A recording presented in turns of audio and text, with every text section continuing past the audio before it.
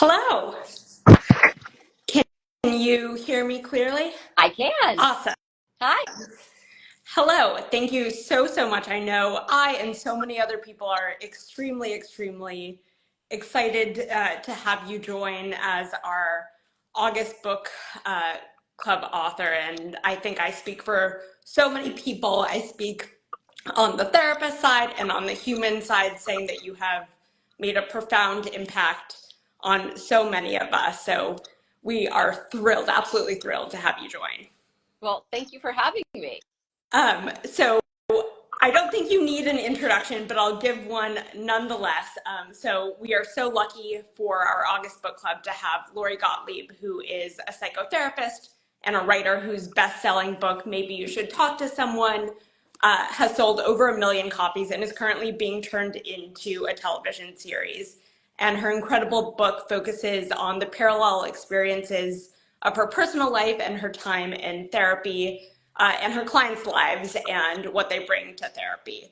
And she's also co-host of the terrific popular Dear Therapist podcast produced by Katie Couric and writes Atlantic's Dear Therapist advice column. And there's so many wonderful things I could say about you, but I think that this has been a really special book to have featured in the book club because, and I see people writing in saying that they didn't know it was turning into a series. So I think that will ignite a ton of excitement.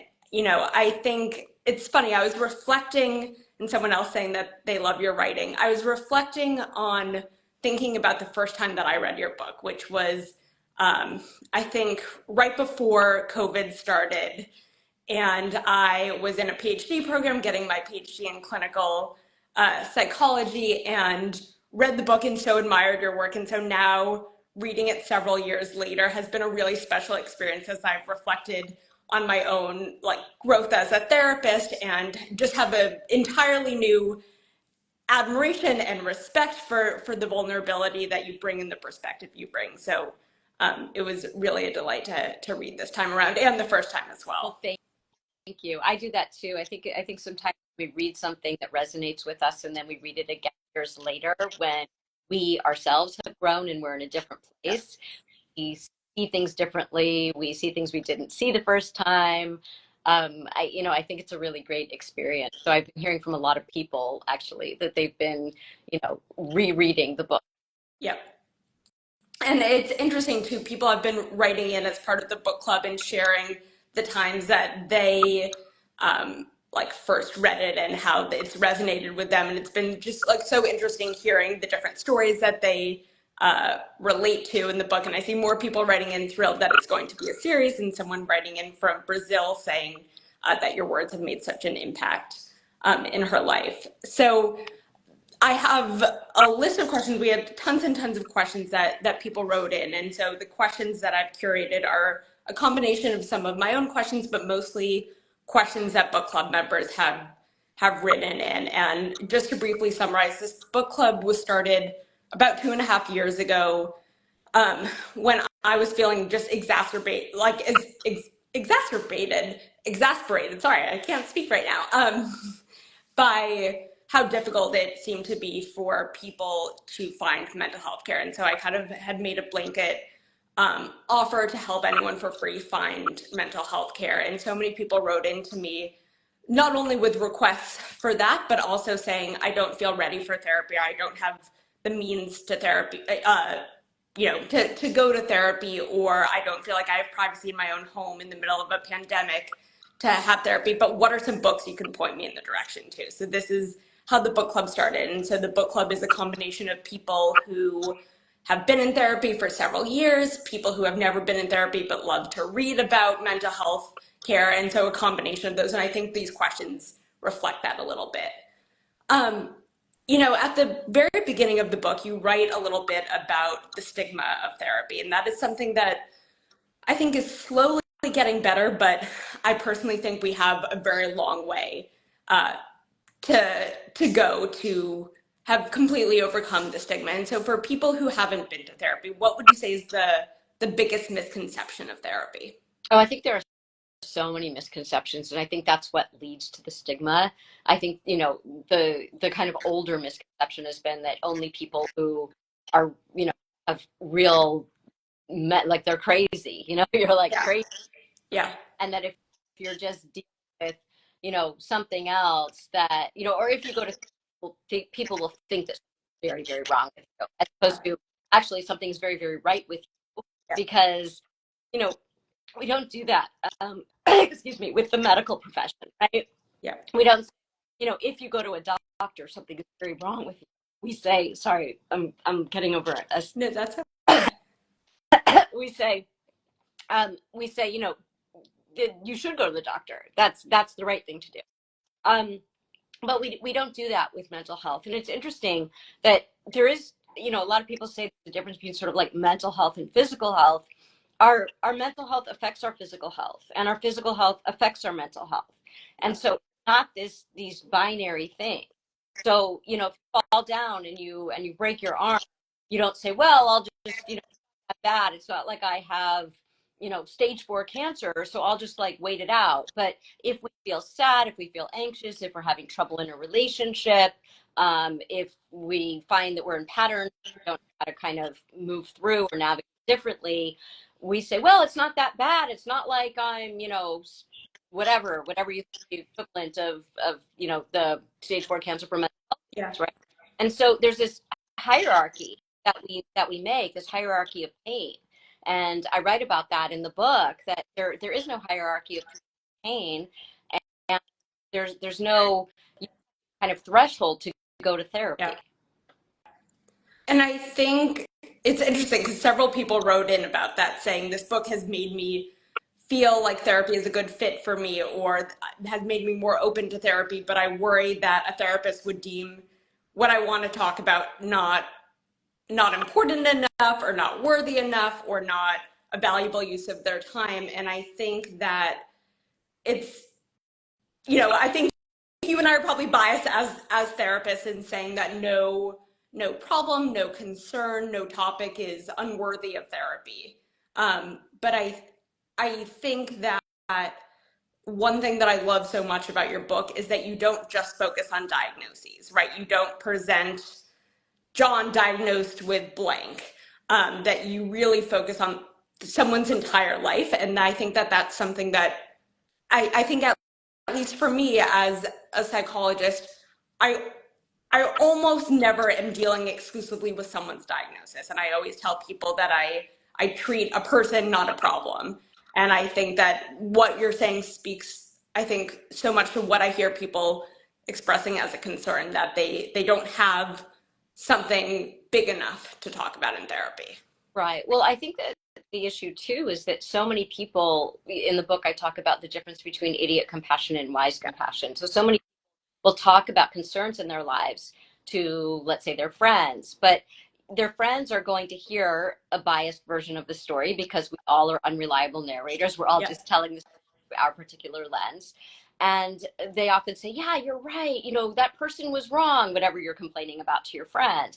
And so it starts to sound trivial in that way, but it's really not, because your friend is just kind of agreeing with you and validating your position, but they're not looking, as you said, at the whole person, at the kind of entirety of the context. And I think what you get in therapy that's so rare, I think, compared to the outside world, is that you get someone who's really going to help you by giving you wise compassion, by holding up a mirror to you and helping you to see something that you haven't been willing or able to see about maybe your role in the situation, or something that is keeping you stuck. And that's so valuable. So it's not so much about the level of concern that you're coming in with. It's about something is not working in your life in the way you want it to work. Let's try to understand that. And I think when we think about, we only have a certain amount of time on this earth, right? So why do I read a study recently that said the average number of years it takes for people to come to therapy from the first time they thought about it to when they land in therapy is 11 Wow. years. So think of going through your life for 11 years with some issue that you could have had a very different experience during those 11 years than you actually had. Yeah, I mean, that's way longer than I would have guessed. I'm curious if you can think of one lesson that you have learned about being a therapist from being in therapy. Oh, so many. These are great questions. I think one thing is just that how collaborative it is, and that it's really a process of mutual curiosity, meaning we are both very curious about this person and what is going on in this person's life. So I can't be the only one about you as my client.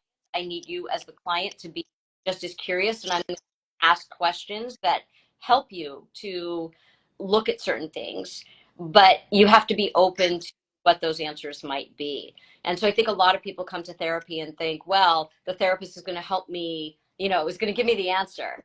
And really, it's about we're co-creating a situation here. We're co-creating an experience. And through that experience, you're going to learn a lot about yourself.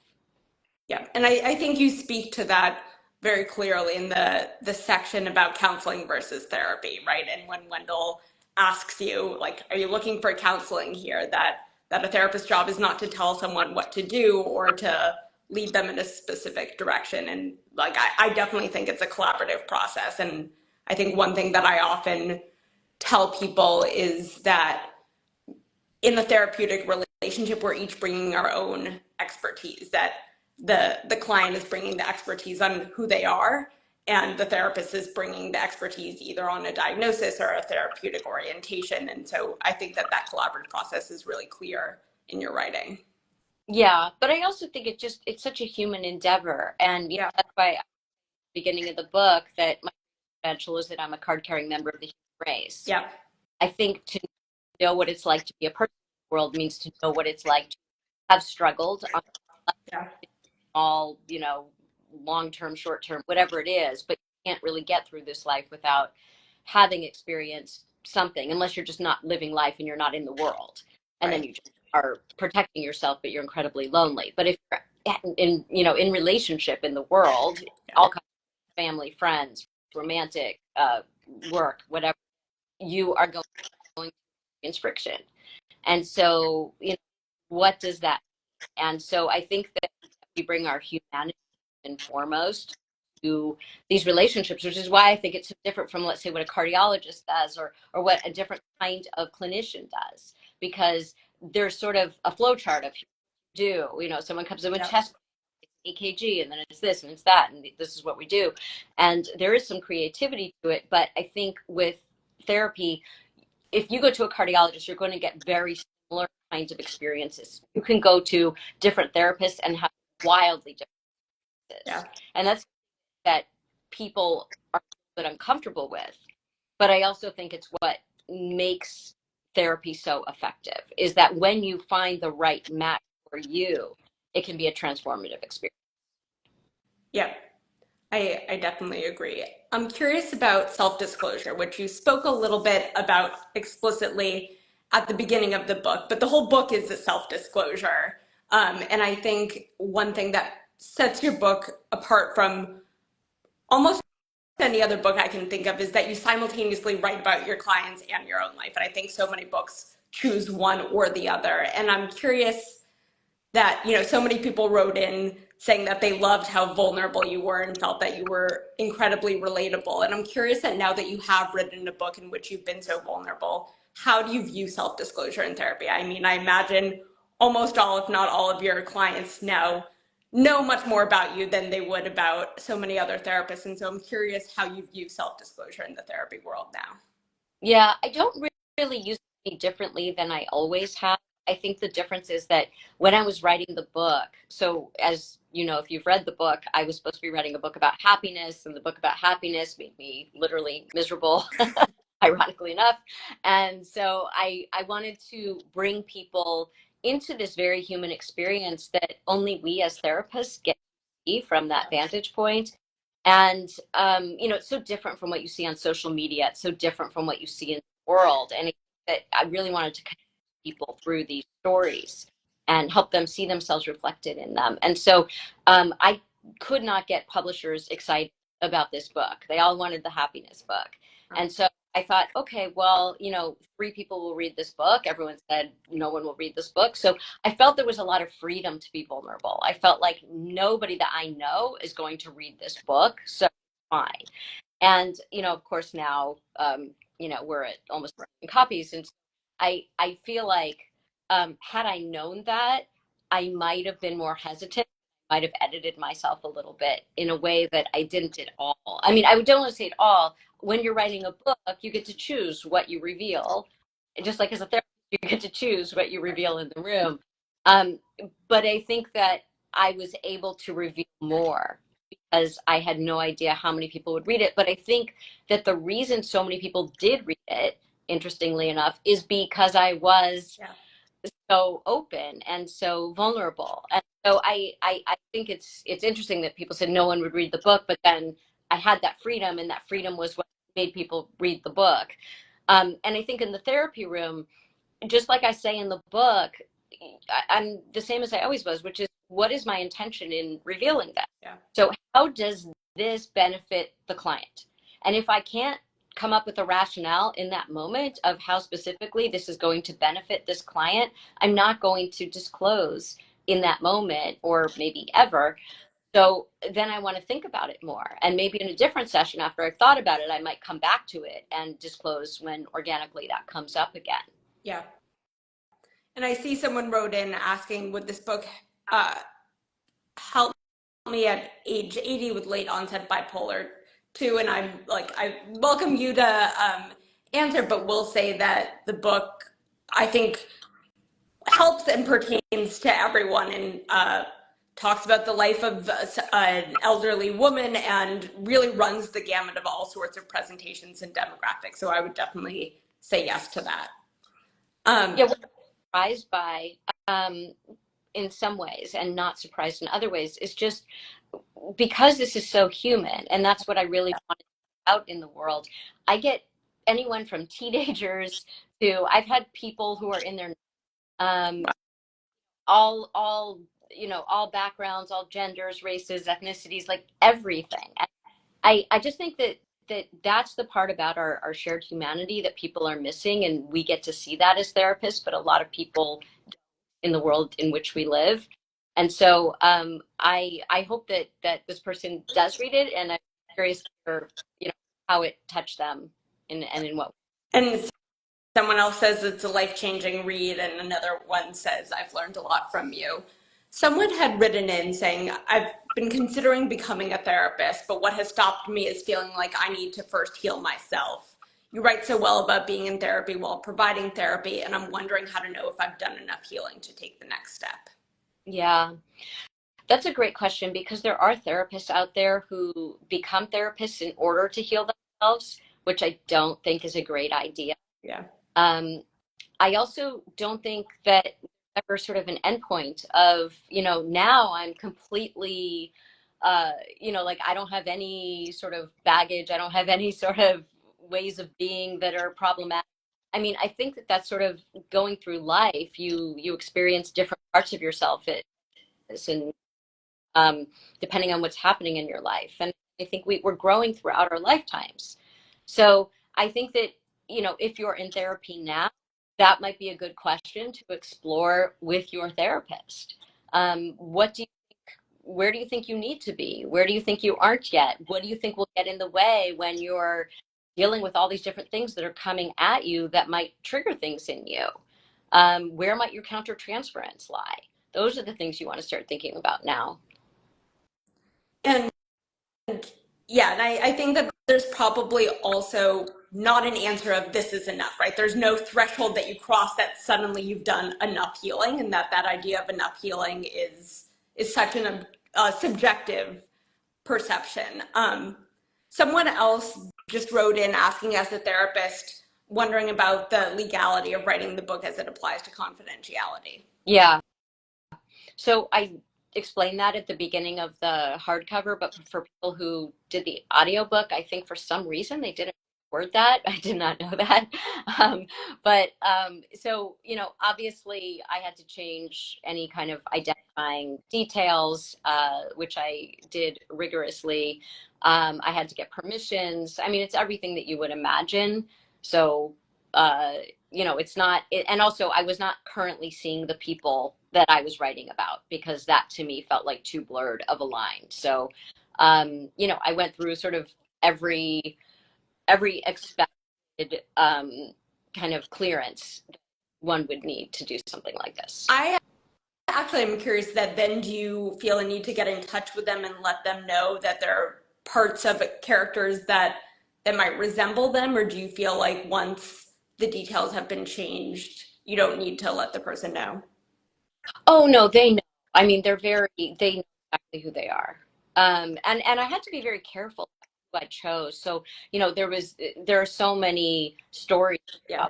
useful for this book. And I remember there was one that I really, really, really, that was sort of one of my number one stories. And I decided not to ask the person and not include it, because this was somebody who, when she was in therapy with me, wanted to always kind of be favorite client.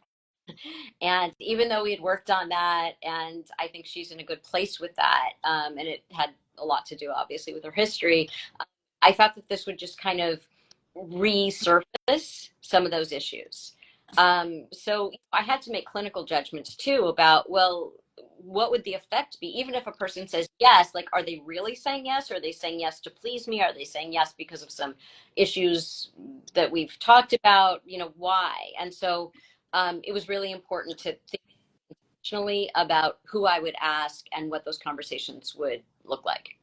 Yeah, that makes a lot of sense. And someone else just wrote in saying this book is the reason I decided to go back to school and become a therapist.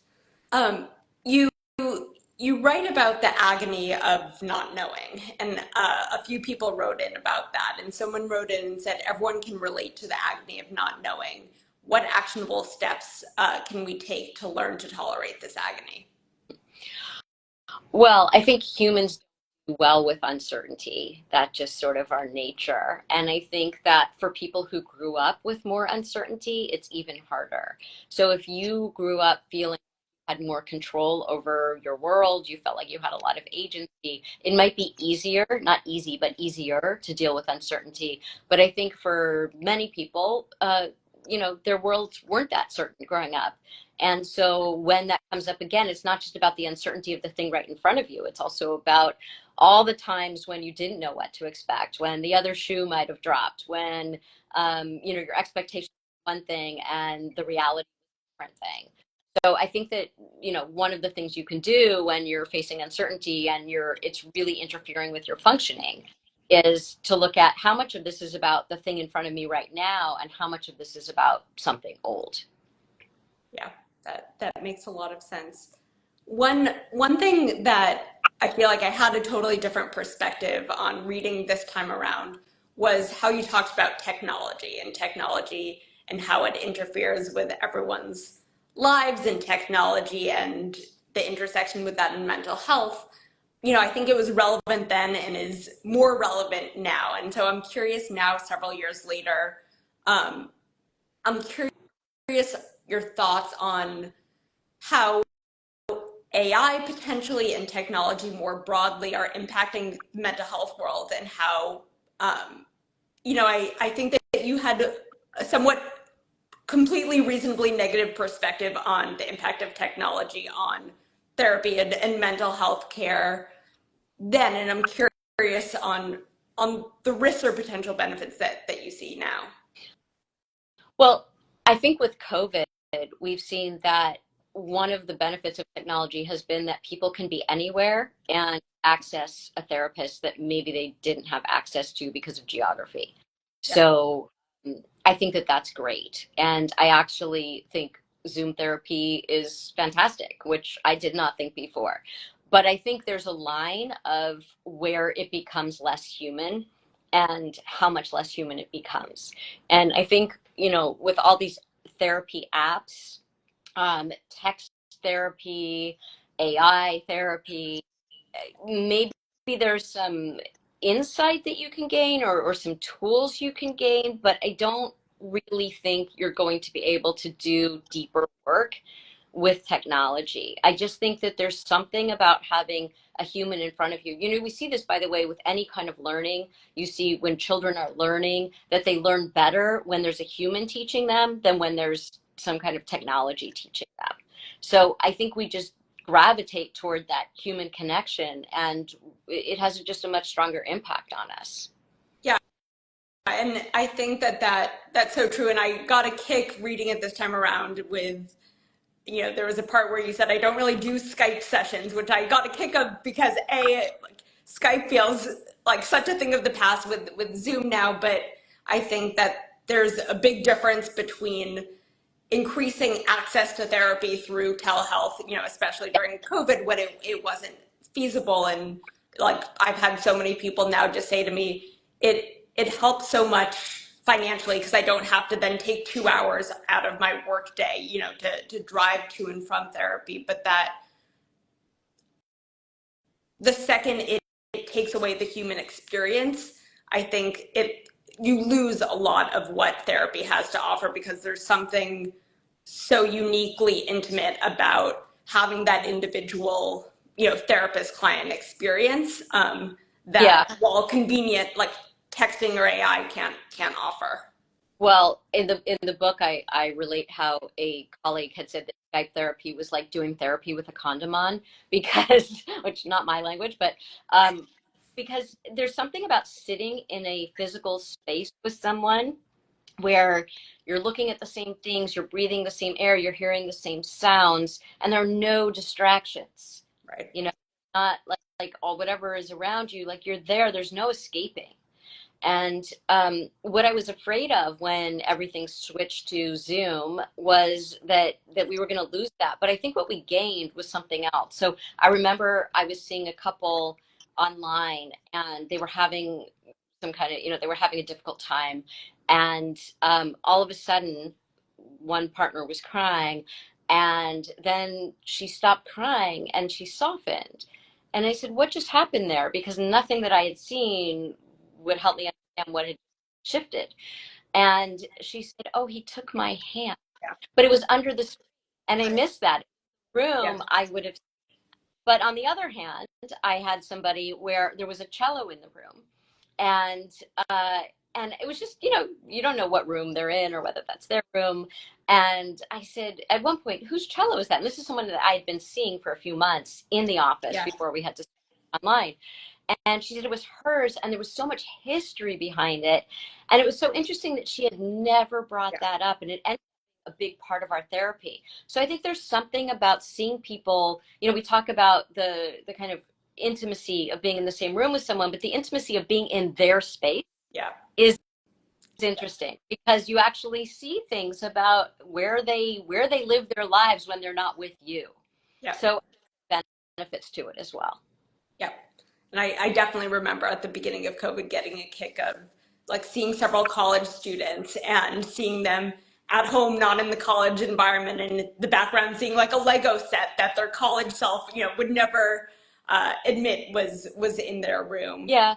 Um, But also you would see things like their pets, or yeah, you would see, you know, partners who you'd only heard about who yeah, would accidentally room, yeah, and it's like, wow, and you see an interaction between them, yeah, right, that you would never see otherwise, or you see them with their children, and it's so different. It's a different side of them. It's different from the narrative that you're getting. You're yeah, actually seeing it's data in a different way. yeah. Um, I'm curious why, like, if there was an intentional decision not to include any couples in the stories. I think that uh, I had actually, there was a couple originally that ended up on the cutting room floor, so to speak, because the book was just so long. We couldn't add a whole other, the book. I'm writing a book now in which there is a couple, but I also think that everybody in the book is a couple, and maybe you should talk to someone. When you think about it, like John and Margot, they're a couple, and we get into their relationship. Nobody who comes to therapy is really alone, even if they're single. Like you look at Charlotte, and you know she's dating, and but she doesn't have a partner, and you see her in many different couples, right? You see how she is. You see her in sort of the couple of her and her parents and each parent. So I feel like everybody who comes in is not coming in as an individual, but is coming in as a dyad or a triad or whatever they're whoever they have in their lives. Rita, you know, Yeah. she through her history around her marriages, you're seeing sort of the dynamic there, and then you see her with Myra later when she is in real time with Yeah. him. I think, yeah, no, I mean, that's a very, very good point. Several people wrote in about demographics of therapists. And, you know, in the book, you make it clear, and, you know, I don't know if it actually happened like this, but that you stumbled upon Wendell because that's who a colleague, you know, suggested, not knowing it was suggesting to you. But several people wrote in asking about whether it can often be good having someone roughly your age, like, but not the same gender as you. Or some people said, is it good to share demographics? And I don't think it's such a clear-cut answer as yes, it's beneficial to share specific demographics, or, you know, no, it's better to, you know, to not share them. But I'm curious your thoughts and how you think the therapy experience would have played out differently. I mean, of course, if Wendell weren't Wendell, it would be a different experience because each therapist is unique, but how much the demographics that you shared and didn't share with Wendell you think did make a difference?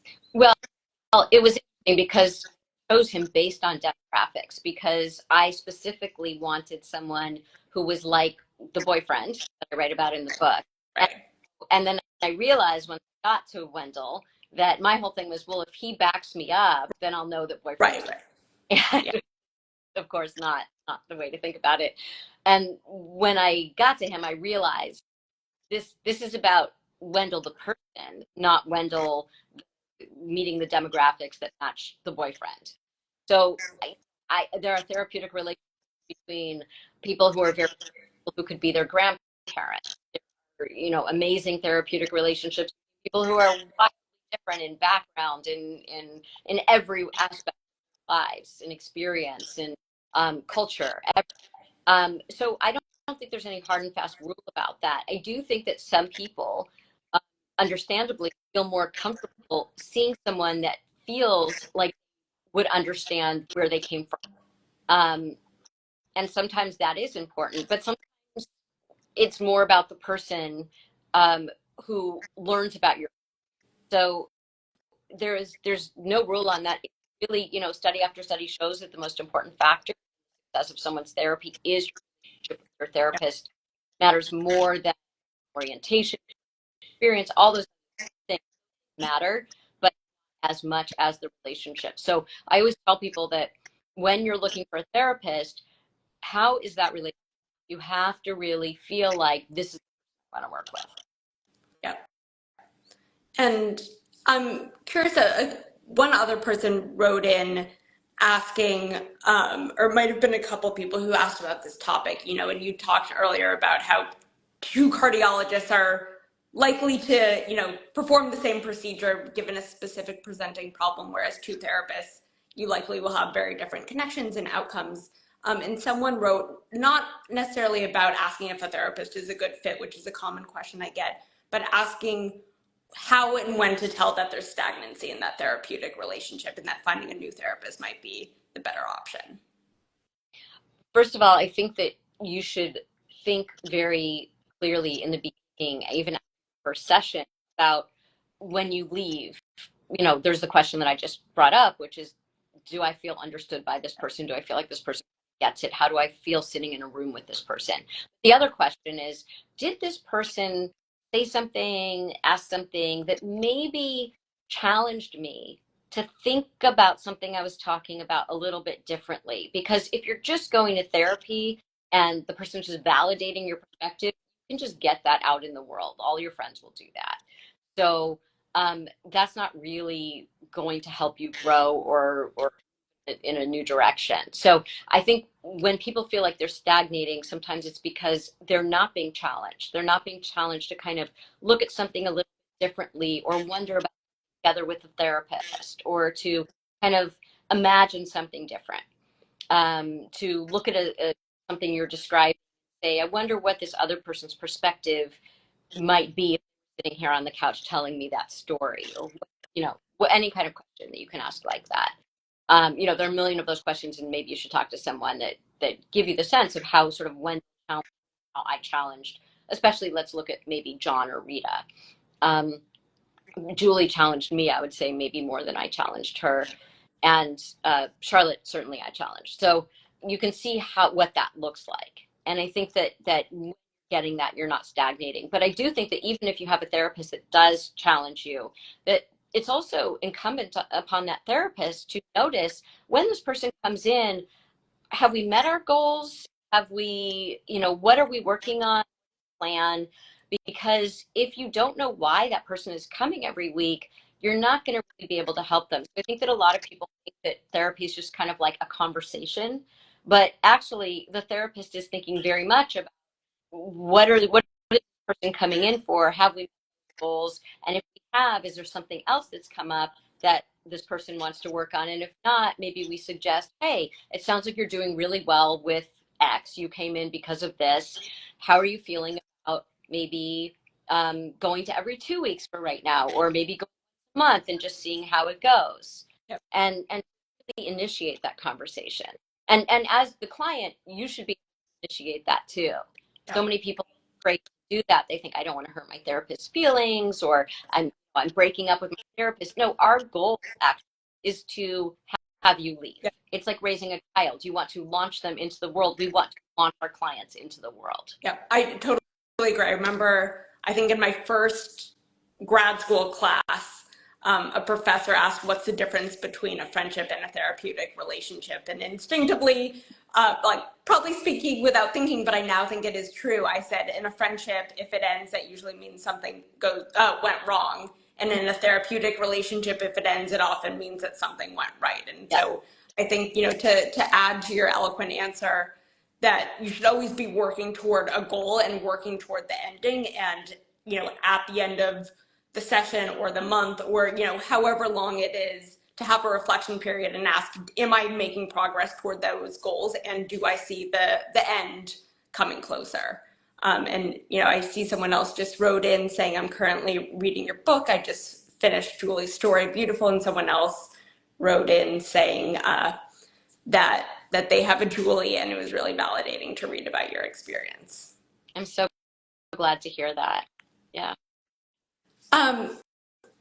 I would love if you're able to share it, to hear a little bit about the book that you're currently writing, and if there's anything you can share about the series, like when it will be coming out or anything about that. Sure. So after I wrote Maybe Talk to Someone, a lot of people wanted something that would help them, like we were talking about earlier. Not everybody has access to therapy. So something that would help them. One of the main themes of the book is about stories and rewriting and getting rid of these faulty narratives that we around. And I did talk about this, but it was, short, as TED Talks are. So I wrote a workbook that is Maybe You Should Talk to Someone workbook, and it's about rewriting your story. And it takes you on this step-by-step process of really, as we were talking about asking questions, asking all the questions that we would ask in the therapy room and helping you to self-reflect. And after I wrote that, I felt like I really wanted to go back into the therapy room. I'm not generally a very prescriptive writer, meaning that I like the story. So the workbook has been so great to put out there and feel like there's this great resource out there that a lot of therapists actually use with their clients, and they get a lot out of it. But I really felt like there were so many more stories to tell. The book that I'm working on now um, is more stories from the therapy room that I think will resonate with people as strongly as the stories that I told in the first book. That's awesome. And someone else, sorry, just wrote in a question that I would love to get your perspective on, which is, how can I recognize when I might be acting as an unreliable narrator in my own story? So, first of all, the workbook will work you through that. So it's a longer answer than I give here, but if you are very stuck in the story, if you are think about other parts of the story that maybe are missing, we immediately dismiss them. I think it's really about the defensiveness. We say the things that we protest against are the things that we need to look at most.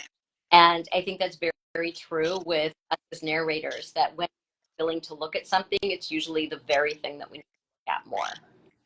Yeah. And anything that you want to share about your podcast or anything else that people can consume your wonderful wisdom? Um, sure. So us called Dear Therapists, and I do the podcast with Guy Winch, who is another psychologist in New York, and we met at TED actually because we were both doing TED Talks, and I was about to do mine, and he had already done several, and so it was sort of the most random pairing. I said to him, "Can you look over my TED Talk?" And he said, "Sure." And at the time, I was supposed to be doing this podcast, and I was just getting it, sort of developing it. And I randomly said to him, "Wouldn't it be great to have two therapists? Like it's really interesting to be able to work in one therapist." And I said, "Would you want to do this?" And he said, "Yes." And we had known each other maybe 3 hours. So, and it really worked out well. Work so well together. But what I like about the podcast is that a lot of people, you asked about misconceptions in therapy, a lot of people think it's gonna take a very long time to progress. And what we do is we do an actual session. Somebody writes in a letter. I've not seen it before, so it's like someone walked into our office, and we do a session with them. And at the end of the session, we give them homework, and we several parts of homework. Sometimes it's 3 tasks, sometimes it's 5 tasks, and they have 1 week to do the things that we suggest. And then they come back and tell us how it went. So you get to hear it all in one episode. And what I think is great is that it helps people to hear, first of all, it gives them tools, because often, even if you don't have that exact issue, there's something about the way we're talking about the issue that will relate to listeners, no matter who you are. But the other part is you get to hear how in one session people can grow and do something different. And, I just think the more that we can get mental health tools out there, but in a way that doesn't feel like eating your vegetables, but in a way that feels like, oh, wow, this is really interesting. This feels like me or someone I know, or gave me some insight in a way that when somebody told it to me directly, I couldn't hear it better when I'm listening to it in the context of someone else's story. Yeah. I love doing the podcast where I'm both Guy and I are off writing separate books, but we put the episodes we've already recorded every week. So for those of you who have not listened, start back from season 1 and listen to all the sessions. And I think it's a really good learning tool for therapists, because we never get to hear sessions. Sometimes we get to sit in the mirror, but we get to do that a lot. And we also talk about what we did wrong, which is what we wish we had done differently.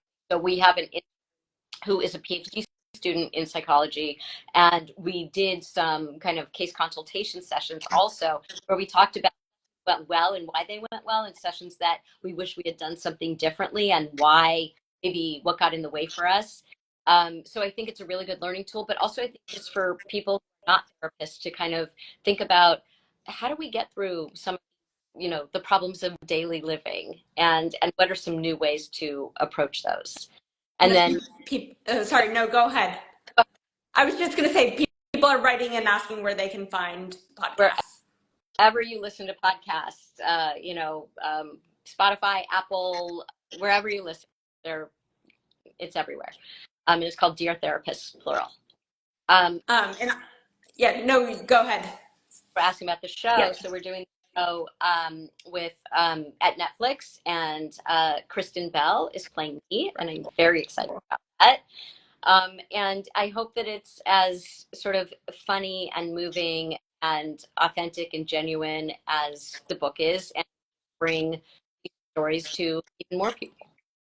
That's so exciting. I'm so excited. Can't wait for that. And I will say that your podcast was it's my favorite podcast to listen to as I'm walking to work in the morning, and it pumps me up to do therapy. And I feel like I learned so much from you in your writing and in the podcast. Thank you so, so much for coming to speak today and being our August book club author. And, as I said at the beginning, I know that you have touched and changed so many lives, both the lives of therapists and of humans, and give us all something that we can learn from and relate to. So this has been really such a pleasure, and I appreciate it so much. Oh, well, thank you so much for having me. This is my favorite kind of group to talk to because it's all people who are really invested in emotional health and love having these kinds of conversations. So I'm honored that you chose the book for this. Thank you. And I saw someone asked about joining the book club. You can find details on my Instagram, and there's also a link to sign up for the newsletter where you can watch replays of old episodes or watch them if you're not able to join. Thank you so much. Have a wonderful evening. Bye, everybody. Bye-bye.